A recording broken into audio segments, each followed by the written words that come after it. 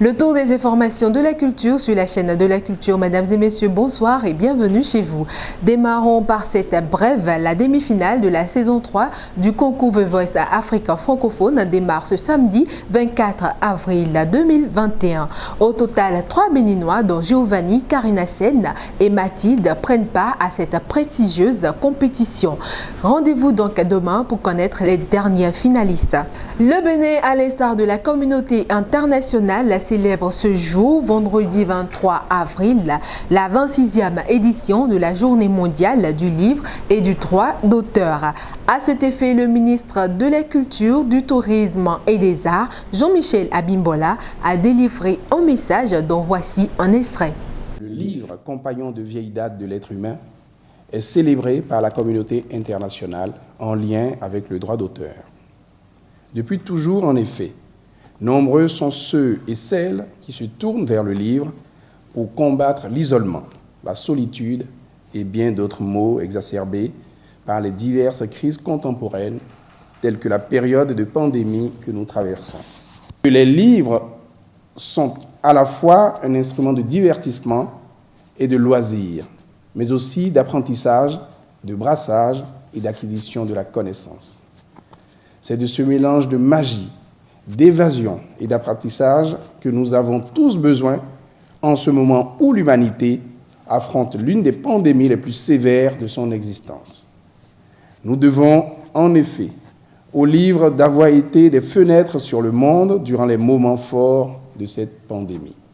En célébrant la Journée mondiale du livre et du droit d'auteur, c'est aussi les autres maillons de la chaîne du livre, et en l'occurrence les éditeurs, les imprimeurs, les distributeurs, les diffuseurs, les traducteurs, les libraires, les bibliothécaires et même les lecteurs que nous mettons en évidence. Il s'agit en effet de promouvoir de façon générale l'industrie éditoriale et la protection de la propriété intellectuelle. C'est dès lors, pour moi, une nouvelle occasion de rappeler les réformes introduites dans l'industrie du livre au Bénin et qui visent à l'assainir, la professionnaliser et la rendre compétitive.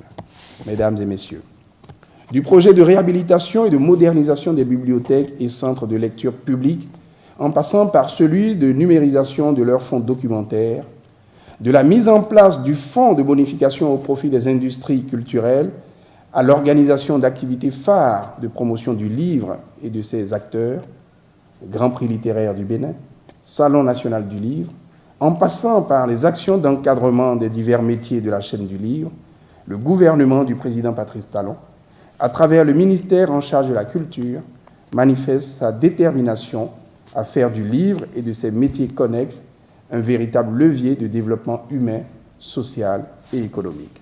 Toujours dans le cadre de la Journée mondiale du livre et du droit d'auteur, suivez dans ce élément de Mohamed Amoussa et de Josias Zoungla l'avis d'un auteur, écrivain et bibliothécaire sur l'état du livre et de la littérature au Bénin. Faire de l'industrie du livre au Bénin un véritable outil de création d'emplois, de richesse, mais aussi un espace de connaissances et de rencontres. C'est le credo du gouvernement depuis quelques années. Pour ce faire, plusieurs réformes et projets ont été initiés pour donner un nouveau visage à la chaîne du livre. Le livre se porte très bien au Bénin, en dépit de toutes les difficultés auxquelles il est confronté. Difficultés d'ordre logistique, difficultés liées donc à la résistance des maisons d'édition qui ne sont pas subventionnées, difficultés liées à la méthode de diffusion qui est censée passer par donc, les librairies. Et donc, sur cette chaîne du livre, il y a cette série de difficultés-là. Mais malgré ça, le livre se porte bien. Si simplement on se réfère aux campagnes de publication, aux campagnes de lancement de livres en cours dans le pays, on voit qu'il y a cet engouement-là qui tourne autour du livre. Sinon, les enfants continuent toujours de lire. Aujourd'hui, on ne peut plus se fermer les yeux, on ne peut plus se leurrer. Le numérique a pris un grand pas sur le support physique. Et aujourd'hui maintenant, ce qu'on appelle le e-book est en vogue. Donc les enfants aujourd'hui aiment beaucoup les liseuses, les tablettes, et ils préfèrent lire sur ces supports numériques-là. Malgré toutes ces mesures et la volonté politique, de véritables défis restent à être relevés en matière de respect du paiement des droits d'auteur et de redevances.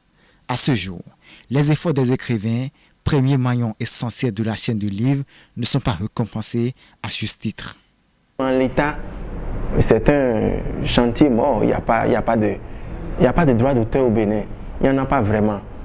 Si par exemple on veut jouer une de mes pièces, je ne sais pas dans quelle fourchette je serai payé. Si je ne me réfère pas à la législation européenne, je ne sais pas.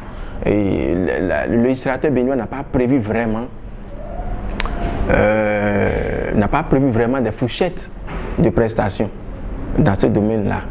Il faudra donc associer la volonté politique à celle sociale pour une amélioration des conditions de vie des acteurs impliqués dans l'industrie du livre, notamment les écrivains. S'il y a effectivement une volonté politique et que cette volonté politique quitte l'étape théorique pour l'étape pratique, le livre ira mieux. Parce qu'après tout, le livre aussi, ça suit une logique marchande. C'est du business aussi. Il faut que l'auteur vive de ce qu'il fait. Il faut rappeler que la Journée mondiale du livre et du droit d'auteur a été initiée en mémoire du 23 avril 1616, date de décès de 3 grands auteurs, dont William Shakespeare, Miguel de Cervantes et Inca Garcilaso. Les usagers de l'Institut français de Cotonou ont découvert jeudi 22 avril dernier une forme assez atypique de spectacle musical. Ce spectacle résulte d'un projet qui s'inscrit dans le cadre d'un partenariat entre l'INSAT, le CNSMD de Lyon et l'Institut français de Cotonou. Suivez le compte rendu de Jean-Yves Cédric Assa. Associer et confronter plusieurs mondes sonores. C'est l'objectif du spectacle Earth Meeting Beyond Horizon, qui signifie littéralement « les oreilles rencontrent au-delà des horizons », proposé au public qui a massivement fait le déplacement hier à l'Institut français de Cotonou. Cette création sonore qui s'appelle Earth Meeting Beyond Horizon, qui veut dire les oreilles se rencontrent au-delà de l'horizon, est un projet qui fait partie d'un festival qui va s'étaler dans le temps à cause de la situation sanitaire mondiale. Mais du coup, on a pu sauver cet événement-là. C'est une création sonore qui a été réalisée avec des étudiants de l'ENSAT, l'École nationale supérieure des arts et techniques du théâtre, du Conservatoire national supérieur musique et danse de Lyon, de nos partenaires ici au Bénin et à Cotonou, et de nos partenaires au Mali. Ce projet qui a été monté un peu rapidement puisqu'il devait se passer dans d'autres conditions et à Lyon seulement. Du coup, finalement, se passe sur plusieurs continents. Et on a eu le concours des instituts français de Bamako, de Lomé, de Johannesburg et évidemment de Cotonou, avec la diffusion de cette pièce sonore depuis l'ENSAT à Lyon. Cet élément sonore assez original se compose d'un écho dans la nuit, d'un battement de cœur et d'une pulsation. Une création sonore qui est partie de prises de son qu'un jeune artiste en création sonore de notre école de Lyon a fait à partir de prises de son qu'il a pu faire au Bénin il y a quelques mois. Et à partir de ces prises de son, il a travaillé avec 2 compositeurs du Conservatoire de musique de Lyon pour retravailler ces sons. À ça s'est ajouté le travail d'un conteur malien.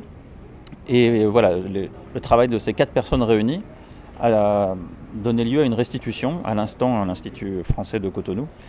Donc un travail sonore, mais pas exclusivement sonore, puisque nous avons assisté en fait à la restitution sonore de ce travail, mais dans un espace qui lui-même était à Lyon, qui était un espace qui avait été construit aussi par les étudiantes et les étudiants de notre école à Lyon, en scénographie et en lumière.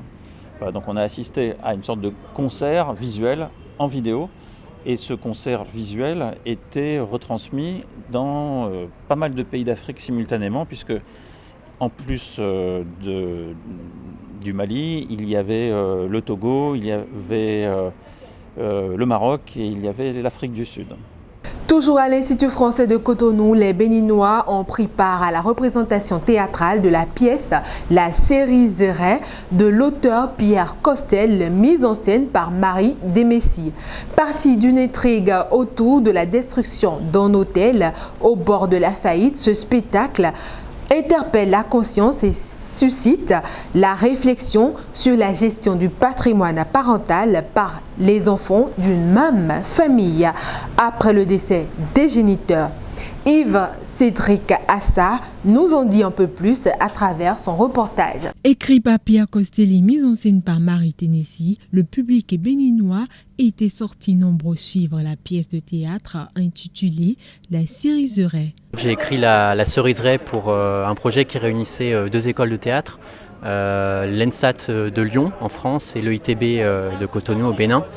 Voilà, c'est une pièce qui s'inspire de La Cérizeraie de Tchekhov, qu'on a voulu transposer dans un contexte actuel béninois de transformation, notamment de tout ce qui se passe sur la route des pêches, de réaménagement du territoire, et tout en gardant les thématiques de Tchekhov qui sont l'abandon d'un lieu qui comptait pour toute une famille et l'essor d'un nouveau temps, d'un nouveau monde. La Cérizeraie qui raconte l'histoire d'une fratrie qui doit abandonner l'hôtel dans lequel ils ont grandi au moment de la mort de leur père.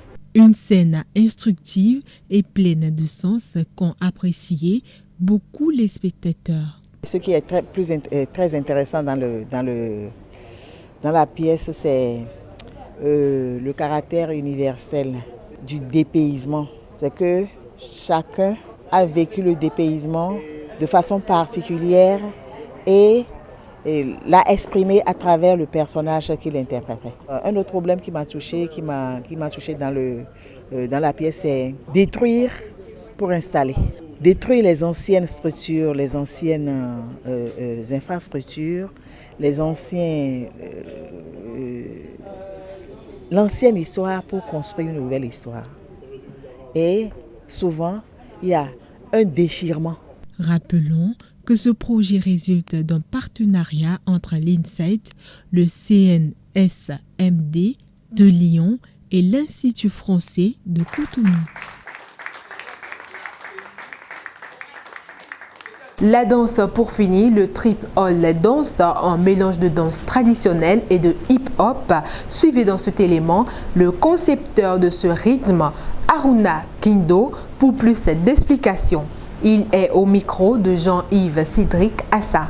Ce que je fais particulièrement, c'est le hip-hop que j'ai commencé parce que j'ai été attiré par ça à la télévision et tout. Et parce que c'est un truc de jeune, c'est un truc contemporain. Et après mon expérience, quelques voyages et tout, je me suis rendu compte que c'était plus intéressant de développer à partir de culture d'ici. Pour que, même si c'est du hip-hop que je fais, que ça ait une identité qui vienne d'ici. Pourquoi pas créer une culture urbaine ici qui ne s'appelle pas le hip-hop, mais qui ait un caractère purement béninois et qui soit inspiré par l'énergie de Cotonou. Donc le travail qu'on fait depuis, on essaie de développer des pièces de création où on travaille sur l'esthétique. Donc l'esthétique, on s'inspire par exemple de danses traditionnelles comme le zinli, à travers lequel on a pu créer le tendian, qui est un style c'est du zinli, mais dansé par des danseurs hip-hop. Donc il y a les codes, les attitudes de la danse hip-hop, mais après la musique qui est dans le fond, c'est du zinli, par exemple. Donc on essaie de faire ce genre de travail-là, et on le développe, on présente des pièces. On en a eu à présenter ici, à l'Institut français, qui a été produit par l'Institut français. Et voilà, on essaie de faire plein de choses dans la ville, comme des performances, par exemple, dans la ville, des collaborations avec des centres culturels, comme le centre de l'Obozumpa, etc. Donc c'est un peu ce qu'on fait à Cotonou. Ce qu'on fait, en fait, on appelle ça le tripole. Parce que ce qu'on fait, c'est qu'on s'inspire plus du caractère de la trance. Quand dans le cercle de Egungun, bien dans le cercle des danses rituelles, les danseurs entrent en trance, c'est là où la divinité apparaît. Et ça, c'est très connecté au hip-hop, parce qu'à ce moment-là, le danseur est libre et il s'exprime, il laisse son âme s'exprimer. Et en fait, ce caractère-là est très connecté au hip-hop. Donc on a appelé ça le tripole. C'est ce qui vient des tripes. C'est le voyage, et comme on appelle, de toutes les formes qui peuvent arriver, mais avec un caractère purement de chez nous. Et c'est la fin des informations de ce vendredi que nous vous remercions d'avoir suivi. Excellente soirée à tous.